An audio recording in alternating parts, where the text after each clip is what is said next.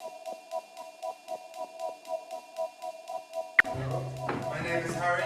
I'm from London. Meghan Markle here.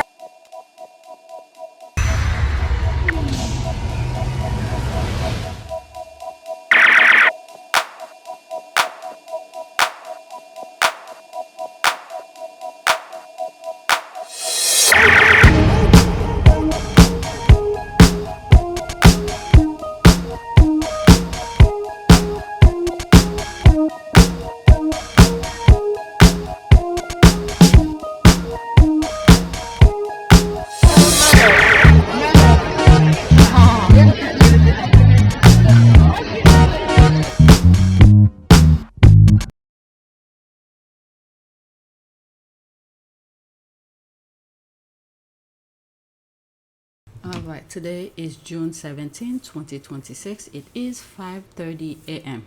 So I just finished editing whatever I recorded late yesterday afternoon. So that was good.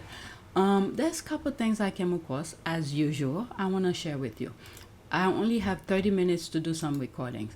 The first two tweets might be by themselves, and then if I have time later today, I'll record them. So this is the first one. This tweet is from Ronan Farrow. People who have been following me for a very long time might remember him. If you are overseas, you're not aware about him, because I've spoken about him. Who did what was the what is it? He did a really good reporting about the type of Epstein type of things. What do you call this? He was the one who bring to my periphery about the cash was it cash for what's this producer name, Harvey Weinstein? It similar to the Epstein type of things. All right, so he did a really extensive reporting, and he was the one also from reading some of the things about him, who was sort of explaining the like mafia type of things that were put against him for reporting about the Epstein thing. Not Epstein, the what's the producer? Oh my God, what's the guy name? I just said it a few moments ago. I think he's in prison. Harvey Weinstein. Okay, so this is him here. I came across his. I think I'm following him. Yes, I'm following him. So this came under my timeline, and I thought I'd share it with you. And it is a very good reporting. I watched maybe half of it already. People around the world who are in technology and stuff. This is for pretty much everybody, no matter where you are around the world. Okay? So let's get started. When Amazon's doorbell camera company says its tech just makes neighborhoods safer, critics contend that it's the largest privately owned surveillance dragnet in U.S. history, with significant potential for abuse. So let's listen. I'll try not to interrupt it. Almost 3 minutes. When you see this ad for Amazon-owned Ring doorbells, where does your mind go? One post of a dog's photo in the Ring app starts outdoor cameras looking for a match. Search party from Ring uses AI to help families find lost dogs. After that spot aired in February, the public made a connection Amazon presumably didn't want them to. What happens when you swap the dog for a person? And indeed, it turns out late last year, Ring CEO Jamie Siminoff wrote to employees that this feature, called Search Party, was being introduced first for finding dogs, but that this kind of tech would eventually, quote, unlock the impact of our mission, a future where we're able to zero out crime in neighborhoods. Ring has been rolling out controversial features with innocuous-sounding names that seem to get at that mission. Late last year, they launched Familiar Faces, a facial recognition tool that lets users tag people they know, so you get an alert saying "mom" instead of "person detected." But to do that, the camera also scans the face of every person who passes, whether they consented or not. Ring's camera network across American homes is somewhere over 10 million devices. They are scanning your neighbors, delivery drivers, missionaries at your door. The Electronic Frontier Foundation found that untagged faces can be retained for up to 6 months. Now, connect that to a Ring feature called Community Requests. It's a partnership with Axon, a company that makes body cameras and tasers. It lets police departments request videos, sending notifications to Ring users, who can then share that material straight into Axon's evidence system, along with their personal data. Amazon restricts federal agencies, including ICE, from posting these requests. But once videos reach a local police department, Ring no longer controls where they go, and many local PDs are now partners with ICE in its historic immigration crackdown. As of May 2026, more than 1,800 state and local agencies have signed agreements deputizing their officers as immigration enforcers, according to ICE's own data. There's also not a guarantee of full control before data leaves Ring.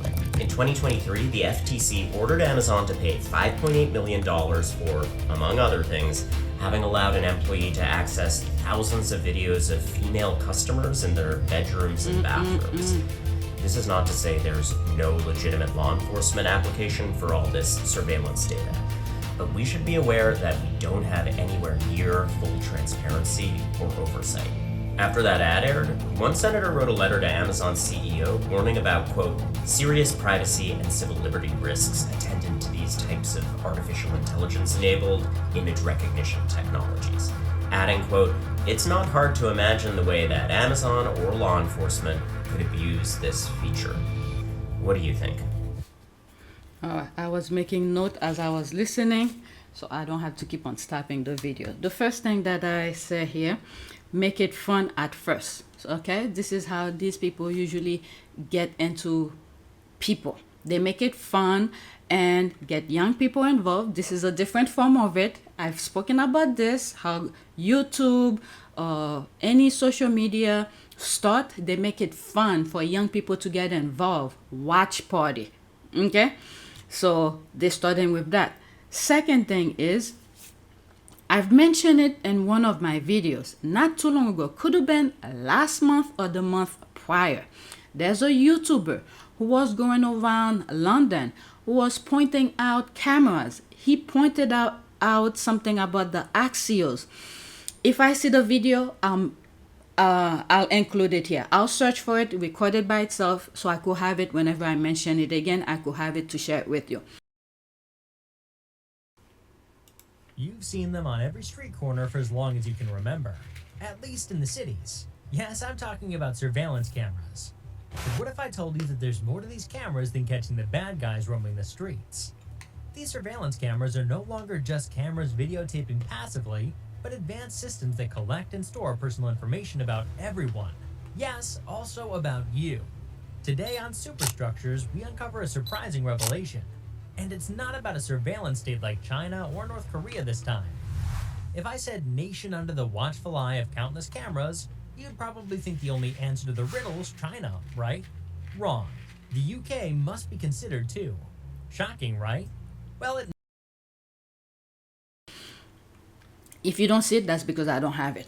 That YouTuber was going around London pointing out where different cameras are located at, and he made the comparison about the body camera with Axiom. The connection, when he mentioned body cam and Axiom, that's when the YouTuber came to mind, because that YouTuber was going around London, pointing this data privacy kind of thing. The second thing as well, I put data centers around the US. Republicans are like creating massive data centers and things like that to gather people's information. I have said this before. I was talking mostly about the UK, but it seems like it's everywhere. These people are deranged. They want to see and know everything about you, where you're going. It's like control. They want control. When people are moving freely, it scared the shit out of them. I do not know how this affects them when people are moving freely. How this bothers them, I do not know. But for some reason, it bothers them. So they're doing all of this, wasting time, money, energy to put a system globally to know where everyone is going. I do not know why.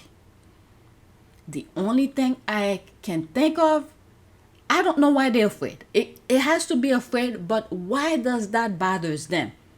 What are they doing that makes them feel like they have to get in people's privacy? They have to know everything about you? I don't know.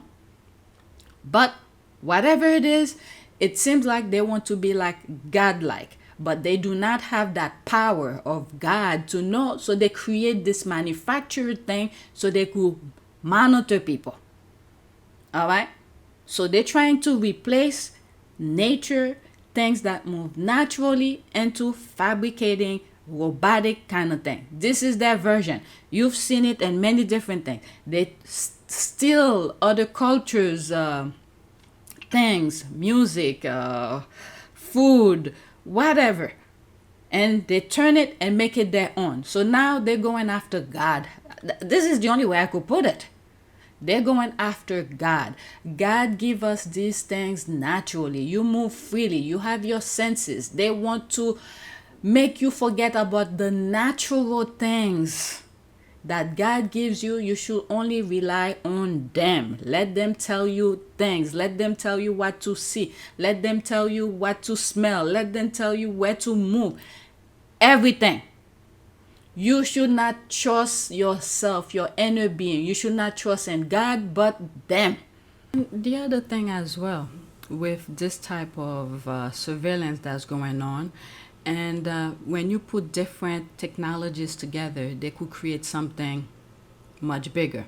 With Elon Musk, SpaceX, where they use NASA type of things and turn it into a privatized kind of thing. Now with them going out of space, and when you look at, for instance, road navigation, they need satellite to be able to move around.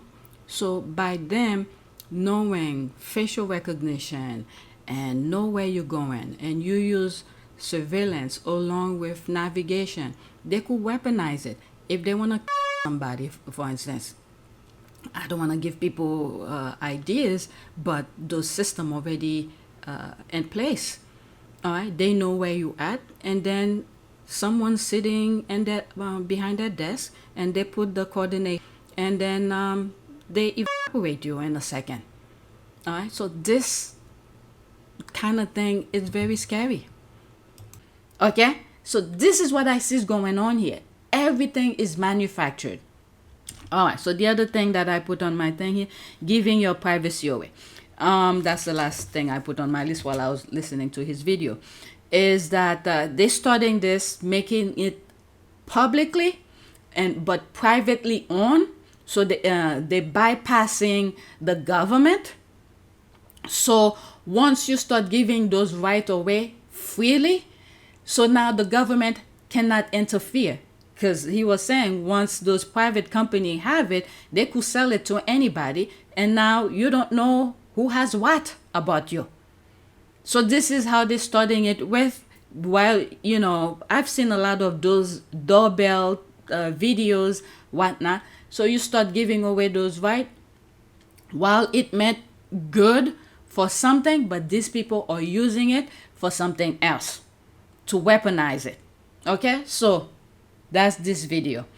Anything else? Okay, I don't want to go too much any. All right, if the homeowner owned the data, that would be great. The issue is that Amazon owned the data and gatekeeps it. The other thing I was watching, I was watching something. This is going also with auto in the US, but I don't know about the UK, other places. Not just UK, other places. But in the US, what I saw a YouTube video where they're talking about where auto companies, they do not want, let's say you buy the vehicle, the car, something happened to it. They're trying to make it like, even though after you bought it, it's yours. You know, God forbid there's something wrong. I don't want to use something tragic, but something happened to it. It's gonna be your fault or whatever. But let's say there's something you can fix yourself. Okay? They do not want other people to be able to fix those cars, those automobiles and things like that. And I think some farmers are going through some of those issues with the whatever equipment that they have.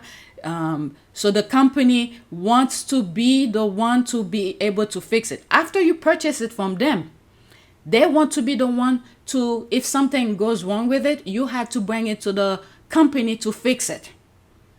All right. You cannot do it yourself, or let's say you go to a shop or a mechanics. They do not want those mechanics to do it. It's almost like right now, let's say, for instance, AutoCAD. This is a program that I use. Many companies use, architecture or engineers use to do their drafting, okay, their drawings. So now, instead of buying, let's say, a CD, you put in your computer, you upload it, and you use the program. That's not the way it works anymore. You have to pay like a subscription.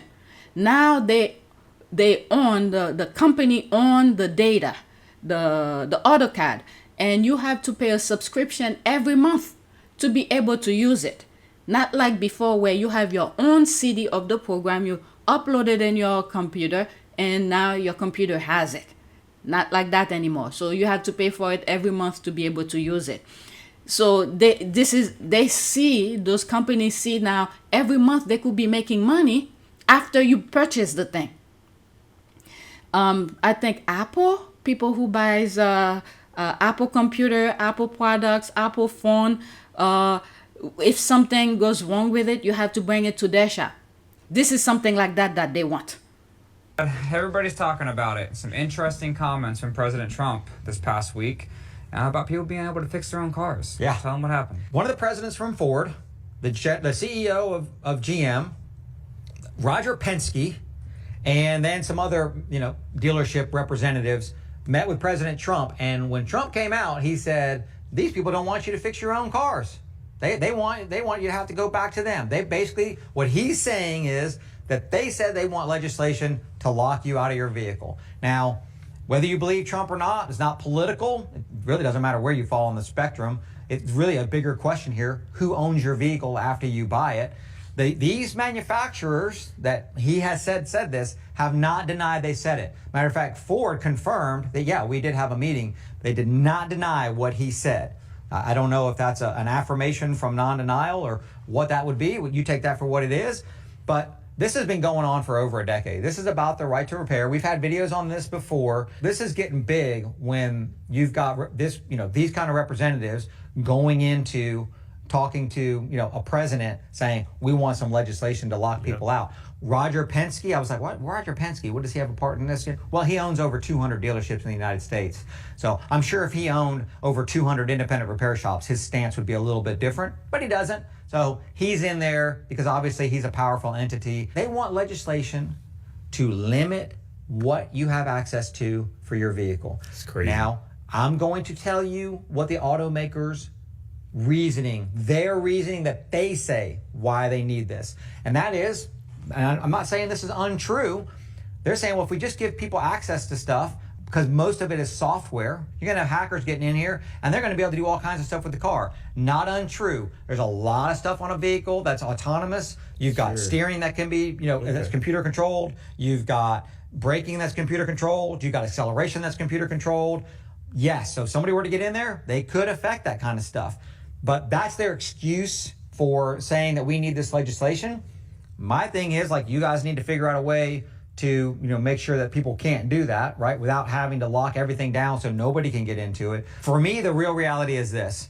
Dealerships used to represent about 33% of all automotive repairs, right? So 33% of automotive repairs went back to a dealership. That's dropped down recently to 29%. At the same time that was happening, your independent repair shops have grown from about 266,000 to 300,000. They want to be to do with cars as well because they see the money, and I think they copied that from Apple. I remember the last office that I work. The office was kind of busy, and something had happened to. I think it was a drive, okay? Because the office use Apple products. So I took it to one of their shops somewhere in Manhattan. They couldn't, there's a way they have to open it. It's very specific for only Apple people, the shop can fix. So this is what's happening here. All right. So yeah, it started. We need to pay attention to that. I mean, I just don't see why after you purchase something, let's say a car for thousands of dollars, and then something goes wrong with it, if you could fix it, you fix it. But they don't want that. They want to be the only one to be able to fix it. All right, let's go to the next tweet. This one, you could pause and read what's on the screen. The next tweet that I have, I thought I'd share it with you. People need to pay attention. It's not about black and white. But those politicians, they use black and white, racism, to cloud your mind. And yet, they're taking away your right. So let's listen to this. You better wake up. They want to send foster kids to adult prison for no crimes. The state of Tennessee. This is the thing also as well. And you have those pedophiles who's going everywhere, doing things with kids.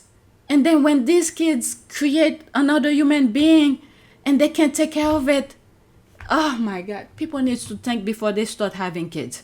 All right, let's listen to it, okay? We got to stop this from happening. We got to stop this from spreading.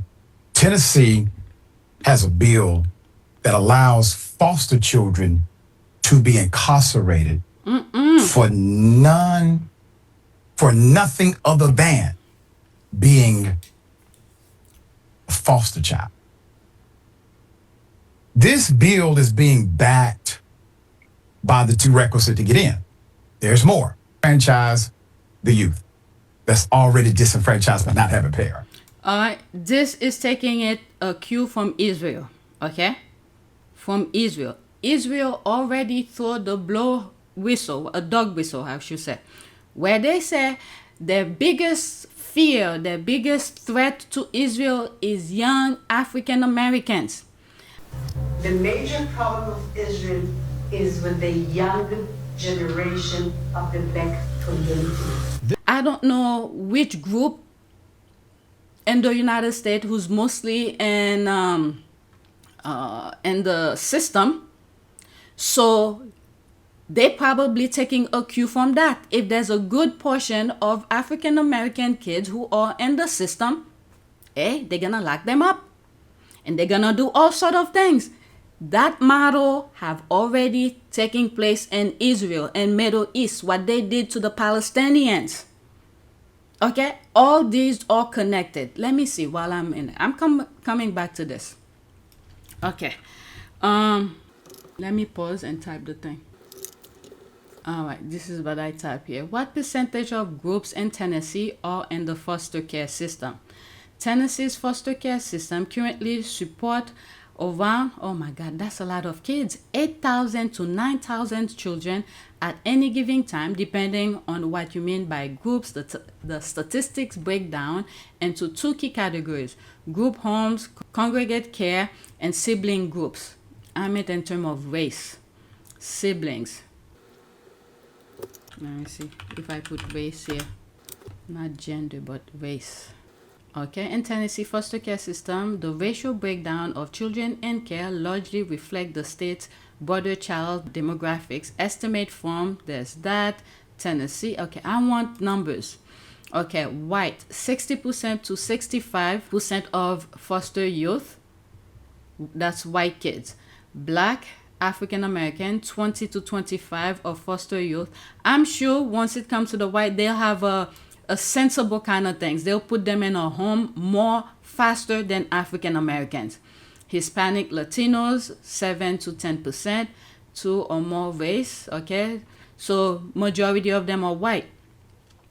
The thing is that this is what some people are saying, is that red state, Tennessee is a red state. Okay, they are mostly into the system. Okay, getting health care, food stamp, whatnot, including their kids. But still, it doesn't matter if it's more white or whatever, because I know they'll go a bit lenient they'll find a way to not put the white kids into the thing that they're trying to create right now. Most likely they'll go to this group. It doesn't matter who, none of those children should be treated like that. But anyway, let's get back to this. All right, I'm only 34 seconds into it. Like housing, they'll be disenfranchised from it. Education assistance, you're incarcerated. We know you didn't commit a crime, but you're in jail, clearly. Unbelievable. And the rule is, if you're incarcerated, we can't help you. Here's how it's being justified. It broke. Until you are, you will have no idea how a child is supposed to act. Some part of this video seems there's a cut. Each time he's about to say something, it cut. So you might have to go on his channel to go figure it out, or TikTok, whatever it is. If they have been, there's more. They are incompetent. I'm talking about the adults in the room. They're lazy. They're incompetent. They don't want to fix it. They just want to have a fix. And they're moving on. They don't care. There must be one of their buddies who's creating a system. They're probably going to be profited off of it. When they realize they could make money off of it, similar to prisons. So it's becoming a for-profit for them. These people are evil. Everything is turned to money. Let's continue. These children are, ma'am, you said children are what? Bad? Come on, man. Unbelievable. You called the children that you protect, you use the term violent children. That's the term you use, ma'am. And you are in charge of the child agency.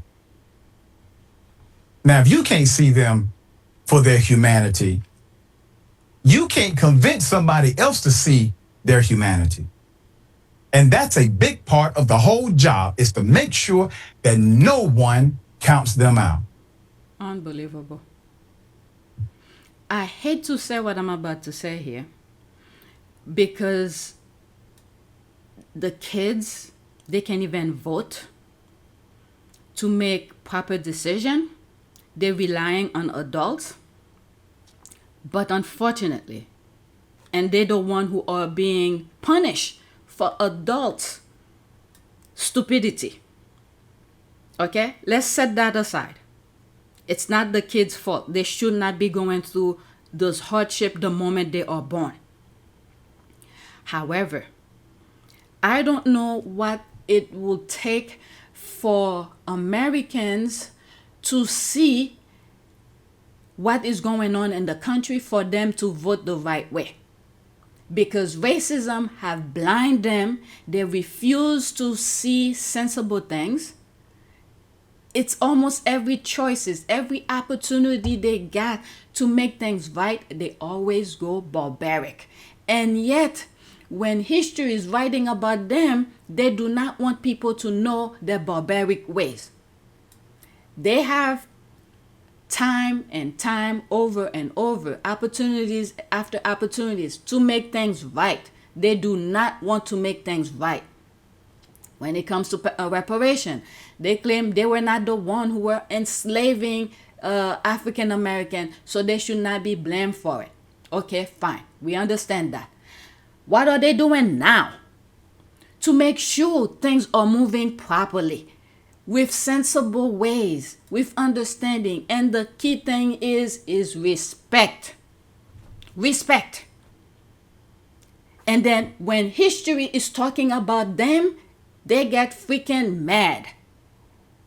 Who are in power right now? Because I'm seeing videos where some people are still blaming either Biden or Obama for things. Meanwhile, this idiot is in power, doing absolutely nothing to make things right.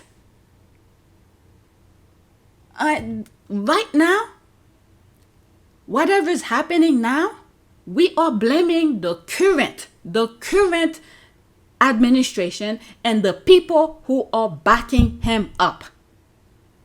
And young people better vote right. Whoever's at age to vote. Oh my God, I'm almost 6 o'clock. It's almost 6 o'clock. Let's continue. You all have no idea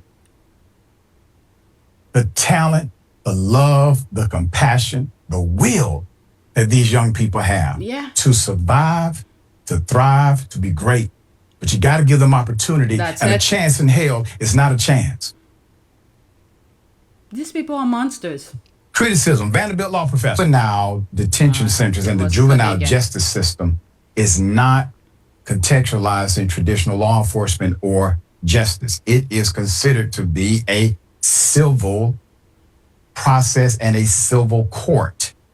That is how the Supreme Court views juvenile delinquency. This is why your juvenile record does not make it into your adult record. It is not the same. Yeah, these people, whatever the system, whatever have been implemented into our government, the system, and these money-hungry people, they see everything. We got to stop Let this me pause it. from happening. Everything that is there in the system that's supposed to help people. Those hungry, money-grabbing people, they see a way to turn those things for a profit. That's what's happening here. Unbelievable.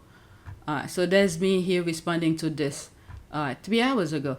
They can't do that. That is crazy. There's me here responding it. Well, if people are not paying attention and vote the right way, the right people, well-minded people in office, yes, it can happen. If voters keep on voting based on skin color rather than people who can do the job well, more barbaric laws will be implementing. Some people don't want, I was running out of character. Some people don't want to move forward laws. All right, so that's that. It's unbelievable. Let me add one more. And by the way, like I've said in past videos, the US is on a pedestal. If we're talking about it here in the US, pay attention in your respective countries, because it will go, most likely they will implement it. Okay? So this will be my last video, my last tweet for this video. Okay. Okay. There has been a separate set of rules for Meghan since day one. It's exactly 2 minutes. The only reason that we are talking about her and that she's got this load of old tat on Netflix is because she uses her royal title. Every time she puts out more of this absolute nonsense, she chips away at the credibility of the crown. So we might. I think being friends with a paedophile did more damage to the credibility of the crown. Thank you. Markle making some mince pies. Of course he did. Well, she doesn't make the mince pies. Wow. But actually, what she does chip away at is her own credibility. That's what she chips away at. No, she chips away at the credibility of the crown, though, because what she's doing is she's monetising royal titles. No one would buy these tea towels and this Doesn't Charles, though? if she wasn't actually a member of the royal family still. She might not have royal duties, but that is what she trades off. Oh, thank you. God have mercy upon us. This idiot. Charles has launched his own aftershave, costing, wait for it, an eye-watering 135 quid for a 100 millilitre bottle, promising buyers that they can smell just like the gardens of his Highgrove country pile. And this is something that Meghan Markle would do, surely not the king. Is this a case of King Charles selling out, watering down the brand, just like Meghan? We've had a poll. That's Meghan Markle, the Sussexers, for selling out, for flogging strawberry jam, and now the king is flogging Pong. Is this really the right royal thing to do? Yeah, for them. So in that sense, all this hoo-ha is a bit of a storm in the teacup over the nose. Quite possibly, and also the royal crest as well. It's been pointed out that the Duchy of Cornwall has lots of royal branding all over their biscuits they sell in Waitrose and other supermarkets, of course, are available. And also the 800 companies that have a royal warrant, who obviously use that royal crest to make a profit. So it's all of this which is similar, but of course Harry and Meghan maintained that of course they're not using the word royal, which is what they agreed with Queen Elizabeth II. Okay, so this first clip, this guy start bashing on Meghan, and I guess whoever put this video together saying, look, the royal family is doing the same thing. Okay, Crystal talks absolute twat. Every channel he goes on, he exaggerates the same nonsense. Duchess Meghan does not use her title to sell her as ever products. As she not sold tea, towels. That's what Charles does. At GBNews and Crystal Radio must get their facts right. Stop hating. They really wanted her and Harry to be suffer. They just mad that they're making money to support themselves. Okay, Meghan had 3 million followers before marrying into that family. Something they always fail to mention there are also people who support her because they are fed up with the constant bullying of her. They have been trying to destroy her for years. Just hate they haven't achieved it. Because of our prayers, we need to keep on praying for her, for the Sussexes. I seriously cannot believe the way people discuss her. It's every day. I have never seen one day when there isn't someone slating her. It needs to be studied. But worst of all is the absolute BS they come up with. Are these people okay? Says this silly man, Crystal, one of Murdoch's puppet, who goes on GB Snooze or Trash TV, aka Talk TV. Why are the Meghan haters so incredibly ugly? It blows my mind as to how ugly these people are, physically so ugly. Alright. Okay, they all disguise me. GBNews, look at them ugly inside out. Absolute pits of society. Prayer, I'm done. Prayer for, I don't know. Prayer, I don't know. Prayer for peace. Oh my God. I don't know what else to say anymore. These people are unbelievable. Pray for peace in the world. Almighty God, I pray for peace across our world. Bring an end to violence and injustice and inspire leaders to work toward the well-being of all people. May compassion and understanding prevail, uniting us in a common pursuit of peace. Alright, so that is it. Please, I was uploading this. Please take a moment to subscribe, like, and share. If you want to support this channel, there's a PayPal link and a Cash App link in the description. You could donate. Those who have donated, thank you. If later on I do a video, I will start with that. If I didn't have time, I will continue recording, but I have to stop. Thanks for watching.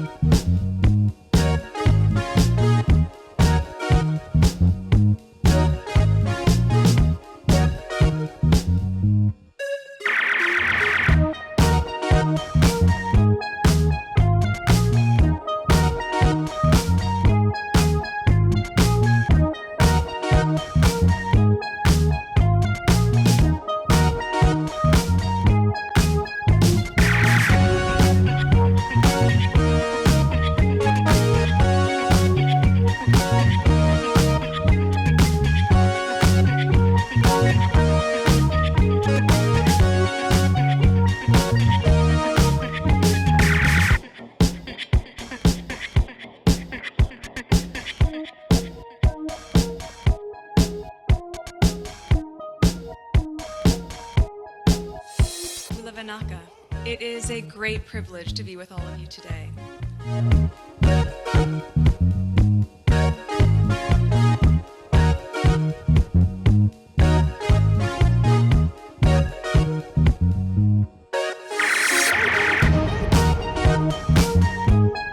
You know, we ask for forgiveness and please come back.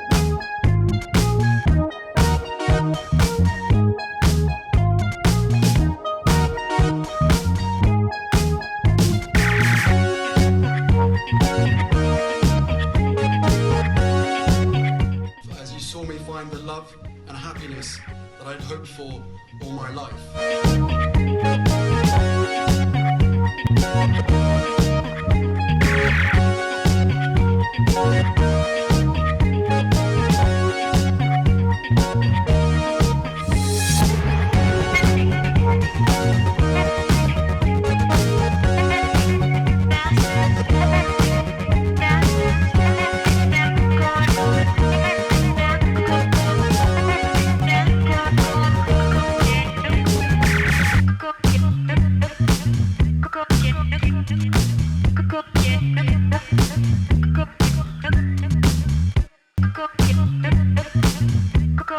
You are all in this together, and if I may speak personally, we are all in this together, because asking for help was one of the best decisions that I ever made.